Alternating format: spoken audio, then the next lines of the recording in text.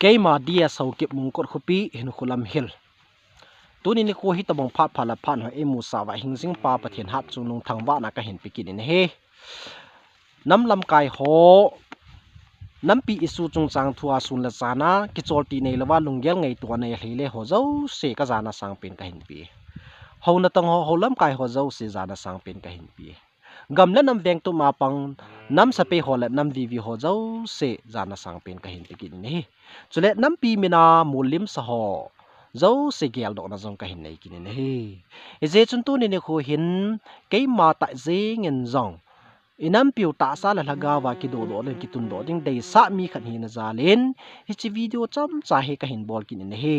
tu ni khwa ka hin bol ding chung chang thu hi hi ai le ga la tul hung uma ki patna controversies ichi jingu GMFDI mona pakai pathian lagau thu pun hi a hi ne he apa sapena question ka bol nom che hele GMFDI mona pakai pathian lagau thu pun hi inam pi diwa set na ipi abol do ta em inam pi diwa ipi asu se nam ti ka hin do no mi ne he aji chu hi bang sia ata san lo he bang sana demo wa hi bang se na su hi iwa na le hin da am the jing ne he WhatsApp social media la dung iwa na le hin athang hui be se jing ta ne adi sana evangelist pinu ki se na yong khu athang hui wal be se jing ta ne ai pi kho su ma dei pi cho su mo wa hi bang sim lom lo mai thu na se ham kanam mi te ho ai pi chu hi ta jong le tu hin pakai pathin ma pui na zalin ata san jong aki be jing hol ha cha holam kai chu le official nam lam kai alin lal jong a thim ahung ki be che jing pathin ka thang wa ne he ipija hi chlai mun ho thu pi a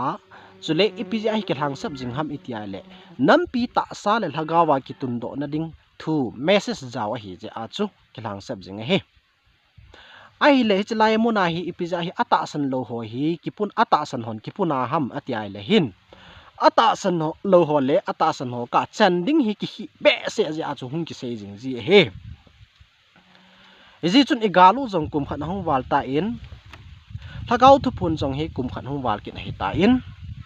tu ni chan ge ya hi ei vil jing na layo he izi chun ata san thailo hon a message pa khu itabang he tam ti abui pi ta pu ve a hin la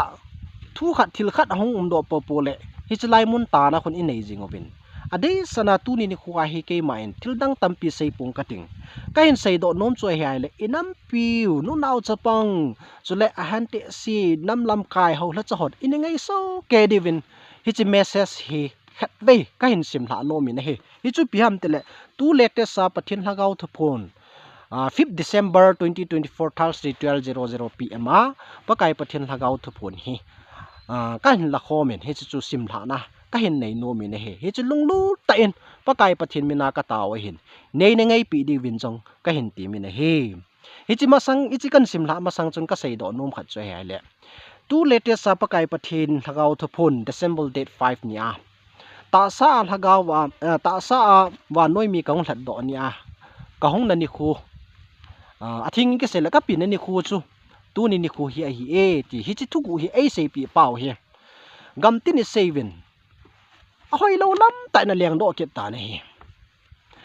pakai pathin lagaw thu pon hi chia thu gu ai sei pi hi tam pi anom mi ne he ama sa pirin mo si long chung chang thu a zong ai na sei pi wen abanin pakai Jesu Christa leisi na honga Calvary cross athia kivuya nithumnya athoro nya amuma sapin chu koi ham ti chung chang thu jong aine sei pi uwin chule ni khu chung chang thu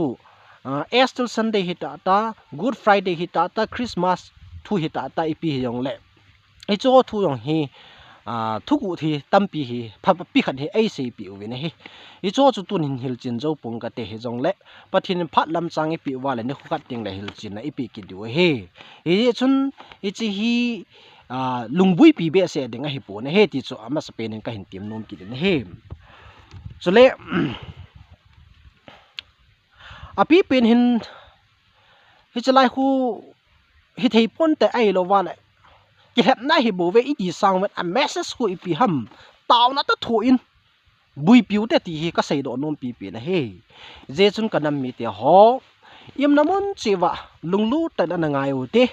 pakai pathin lagau to phone tarik nga December kumsang ni to som ni leni Thursday 12:00 PM ai hung phun pi uchu phap takhat kan sim tha no me lunglu ta ni ngai pi divin ka hin ti mi na hi sim tha pan taw hete akhat na chu na hi le hi jalai thil so ita san thailo naw le i het thiam lo naw ai sei pi jingo vi na hi ata san thailo hon ipija ata san thailo ham ti yong hi pathin lagau thu pun am si le ai sei pi jingo vi na hi eji chun hi chini kwa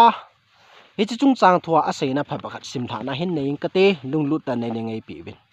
tun nang hon hi chi hi mi him lung gelin na ge lu vin hi chi hi iti hi thei ding ham ipi ati le nang ho bo hi pathinin angai lu na nam dang ho alung sit lo ding ham tin nang hon na lung su to in na ge lu vin ke ma ngai lut na le na to thil bol ho hi nang ho chi nan na ban phata po ve hitia chu si na a ke ma thu hi su tu thei ding hi le nang ho hu do dinga wa noya ka hunga jong chu achinga thim hon jong asu tu thei ta lo diu ham abanin ke man ka thu pi anit na diu wa dan thu kanapi ho chu azui pu win ama ho chi nan akal sungu win hi chi ji a chu ke ma ngai lu na hi amu do thei lo a hi tai ke man wa noi le set ka hung chut masanga ka thu iza kai dan thua kanapi ho chu amon ata san powin achi na athip na wa akisun ta ji u chun keima ka hung lo na le keiman ka ngai lu na amuchin thei ta powe Israel te jo ta te ase na he nang ho zong hi chi ka hung vil naw hi ta sa chi na hi na khul do zo lo diwa hi chi ka ngai lu na thaga wa ka hung vil naw hi nang ho chi na khul do zo lo diwa hi aji chu hi chi ta sa chi na chu ke ya da ngol hui ta hi chi na nei khul do na diu win ke man nang ho mi him khat cha chi na ka pi pui a hin la ka thu ngol pia ka thu pia chon ho dia hi chu ke ya da ki pa na di ta hi ati ne he tun jong nang ho laga wa ka cha tia ka lan hi nang ho mi him chi na na gel te ngole thil hi thei lo win na gel lo vi hin la ke man thil zo se gon to lo le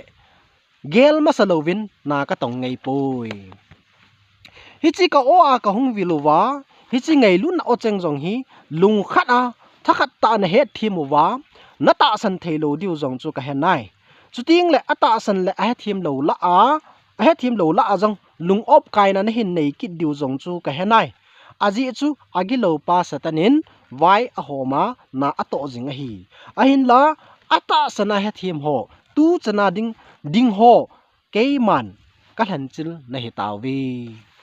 pakai pathin thangwa da pi win he hi chu akipat thu yong hi po in pakai pathinin thaga wa hing vil na wa aman aw cheng ta ai phun do pi bang bonga ka hin sim thla he lunglu ta ni ngai pi win ani nan sei kinoten ton son hin na jong in ei diu chule ei ho hi nam neu hi lo naw le van mi te hi naw ei phun do pi hi chi lei sit sanga ilagaw athu pi zo dan ei sei pi na ho sim thla na nei ki noi ti tunin nang mo ho gal thu thang za ding le nang ho dia ha san na thu puwa hung ka hipun tun sot hin na na nei wa tun so na ka koma na chen theina diu ki pa na thu pha phonga hung ka hi nang hon lei sina ipi nap na nei na layo vem hi chi lei sit pumpi jong le nang ho dinga ipia pang ding ham ke man nang ma ho thaga wa na su chat na diu le na thagaw ka ngai lu ji a nang ma ho ko wa hung ka hi bo ve a hin nang hon hi chi lei set na thu mu win lei se na khu sa ding bo na gel na layo ve ke man wang tu nya hi nang ho hi na ta sau sanga na thagaw ka ngai lu na kalong le ka chi sana ka hung hlat do na hi tawin tunin lei set pumpi aman ding sanga nang ho thagaw khat man ding hi ke man ka it zo a hi ke man ka it zo a hi ji a ngai lu na thagawa ka hung vil na hi ve nang ho van go loading ka cha te na hi ve hi chi nge nin ane mang thei ding go lei se na khol diu ke man ka phal poi aji chu ke man thaga wa ka cha te a ka sim na hi tawin hi chi lei sit go hilowa van tun sot mun na lo diu dei sa na a nang ho ka hung ko na hi ve tunin ke man nang ho nam newin ka simpon nang ho hi ke man van mi te ta ka sim tha nam mi te na hi taw ve tunin nang hon hingjing ha chung nung pathin cha te ni hiu ne ki het tawin van noi le si na van til gilo eng si hon asu bui thei ta lo van mi te na hi taw ve mi te hon neveni mu han lang na tai to mu zong le kin wang thaga wa ka hung vil na he thim ji uwa miching le athem ta ka het pi na hi ve aji chu kei man thagau ka hi in hi che lagau thu hi ta sa chi na het zo zai a hi poi pa kai pathin thang ba na ipikit u vin he abana hin ga vekit lew han gal zona ai pi u chule leisi na jong ilol hin diu thu ai phun do pi u chule ai hung vil naw wa noi mi ten ai ni het diu zong ai phun do pi jing u vin he he chu sim tha na hin nei kining ka ti ta sa ka mi te ban gal ka zo pi a ka hi le nang ho thaga wa ka cha te iti ka din pi da ding ham nang ho ki thu pi ding le pan pi ding a nang ho lengam vai pu sanga le thuma hat zo thanei zo le thunei zo ke man ka koi pi na hi ve hi cha chum thugil khan o mena it's chu all lang le akit video i bolting le hil chit na ka hin pi ding he tun ki cha hi uwin lung thui hi uwin lung neu hi uwin aji chu ke man ka pi jing uwin ke ma alpha le omega ki khel ti nei lo hingjing pathin nang ho ka pi jing uwi amen pathin lo pi na changhan ain tun nang ho nagal ji uwin lung kham hi uwin ta sa nagal sa no jong ke man ka het pi na win ain hi chi ho sanga hi chi lai mun al hagau me na ti ko ngu hi tang lo win ti kong jing uwin gmfdi muna taw na me taw na ki ti jing khu taw na ki mang jing kho sei na he aji chu hi chi na me ti ko nawa ko na hi kawan til janel te chu ding le mai kala dinga tha apanga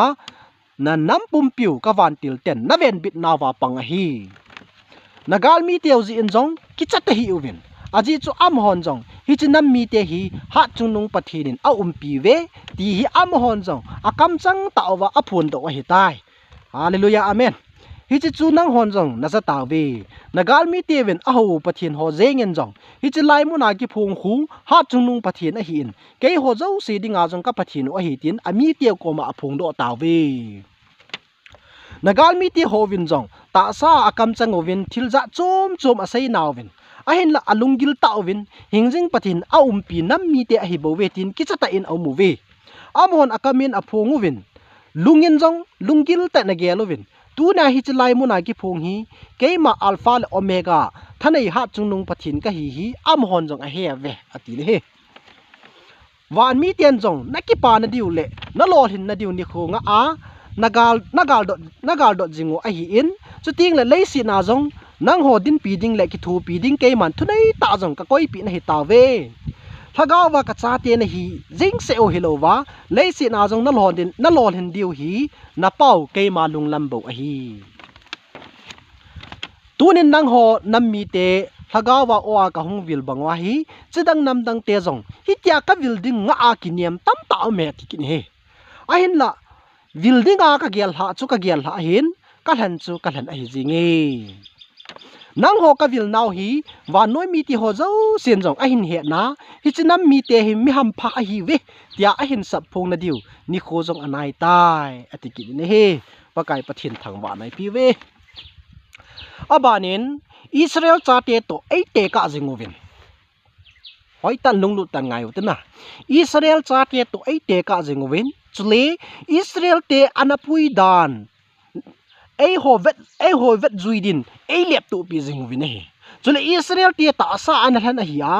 ei ho thaga wa angai lu na nam hlan i hi danu ei phun do pi ki win he hi cho chu aban ban chan simhla na hin nei ki ning ka te Israel te chu ta sa ka nam hlan a hi win thaga wa ka ngai lu ka nam hlan na hi ve amo sangin nang ho ka ngai lu na achung nung zoi hầu cho họ nằm làm cài họ lung lu tận tất cả bất to tàu nó to thủ in ngày tù thì Israel thì tạ sa cả năm lần hi vin hagao và các ngày lụ na cả năm lần hi về ai thì về chỉ hi thu hi thu gil khát ki dẹp hi chỉ chút im na muốn chơi và lung gil tận anh ngày tù thì chút bắt cài mình na cái hình tìm kia he các bạn nên tuôn năng hòn na hi naw na ki het chin povin Israel te hi ta sa ka hlan na hi win nang ho hi thagawa ka hlan na hi ve a hin nang hon hi chu na het chin thei pu ve rom bung ko chang khana pa na som thum na thum sim tha ding in ap win hi nang ho ta sa Israel hi no ma lungput na nei u chu na pai hlau angai je nang ho hi thagawa Israel ka hlan na hi win hi chi a chu ka ngai lut na hi nang hon na he nu angai ye kami Israel te jong a chon phat naw le akita ji wa gam tip gam ka lut a hi pon apu le apa teu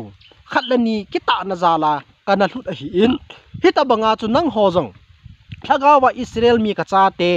nang ho jong na pu na pa teu khatlani thagawa akita ji wa gam tip gam ka pui lut ding na hi ve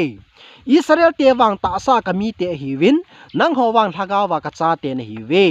nang ho wang leisi na jong mun na lo diu ton so na kai ma ko ma jong mun na lo diu a hi ati le he Israel tian wang thagawa ka ngai lu na amu phata povin aki gel do the ta povin a hin nang ho thagawa ka cha tia ka hlanu mi ham pha na hi ve hi ji chun ton so na ka go lu na chan lo diu kai ma ka nuam poi tun so na ka go na chan thai na diu dei sa na kai man thagawa ka cha a ka hlan na hi ve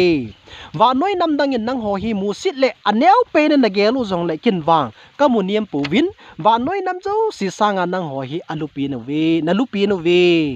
pakai pathin ai sei pi oi wa noi nam zo si sanga pakai min mu alupi hi ve ka dam mi ti ho kami Israel te jong khui zu le bong noi lun aka puyu wa hi le nang ho thaga wa ka cha te hin tui lun na mu na zalen ta na na diu mun chu chi mu na ka pui lu ding chu ke ma lung lam a hi bo we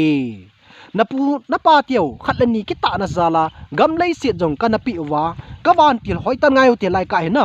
na pu na pa tiao khatlani ki ta na zala gam lei se jong ka na pi wa ka wan til ho ka na sa a hi in tu den nang hon hi chi ho zo se chu na su bu win ke ma chen na thei in na koi ta pu we ipi ha chu ka ni le i bola gam sung isu bu chung chang thu a se na he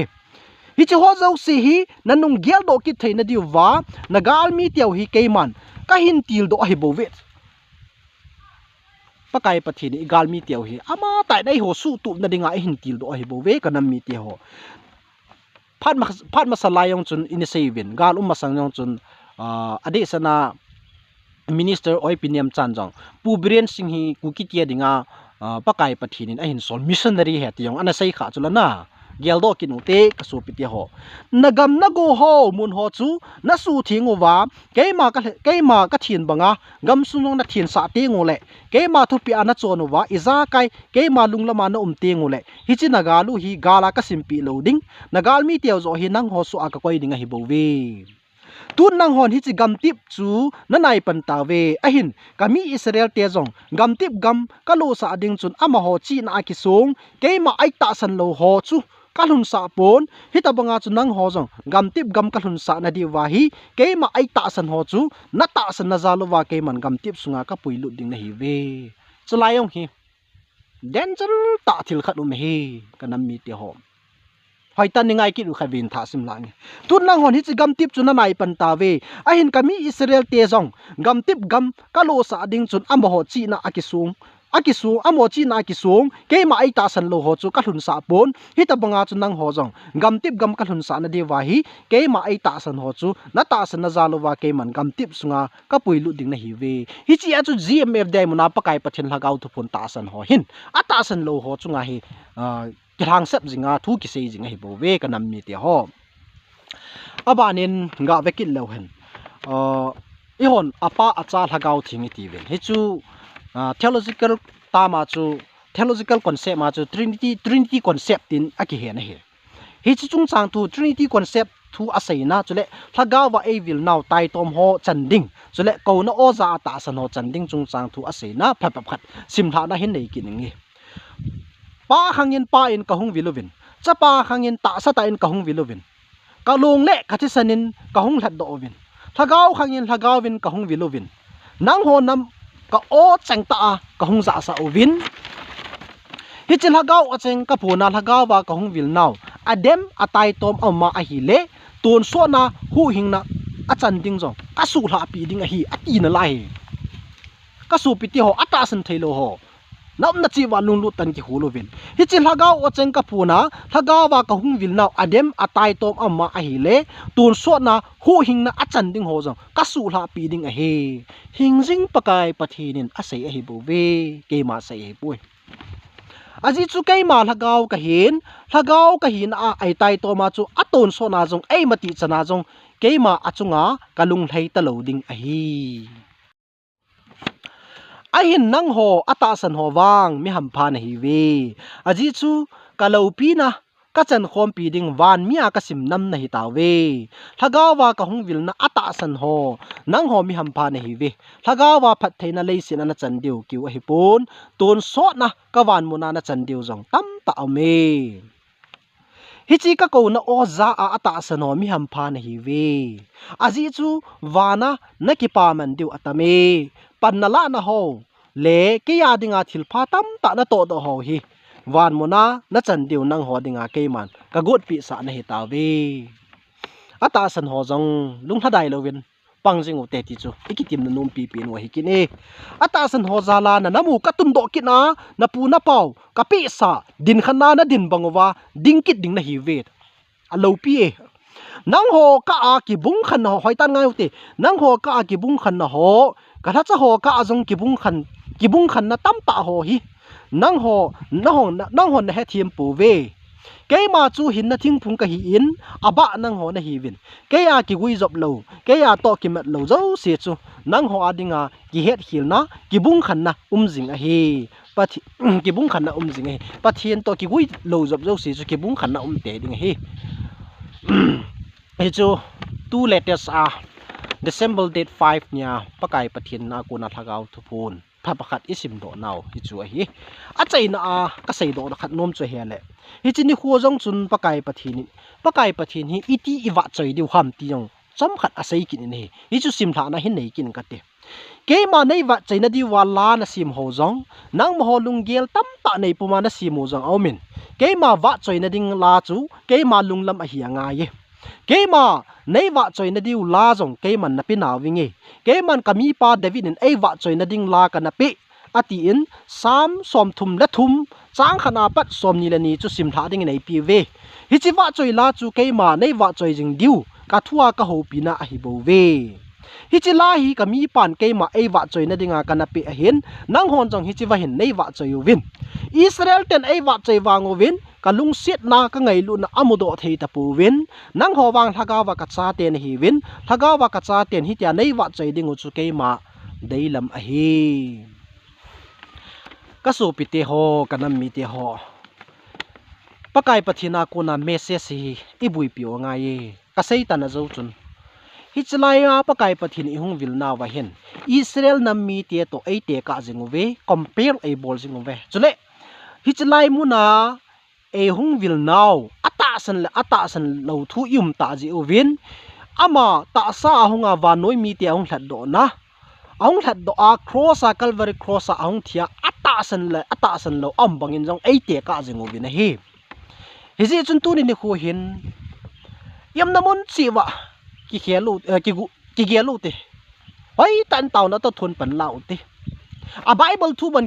ki zui cham kim jo lo wa ipidanga chu hilai mun adamai da mu ham bible in Matthew bung som ni la ni chang som thum la sagia pa na chang som li khu si mai le pakai ji su ni pi sem chuida mana don bunin nang man na lung pum pin na lagaw pum pin chule na lung thim pum pin pakai na pathin chu ngai lun hi chi thu pi pen le ama sa pen he atis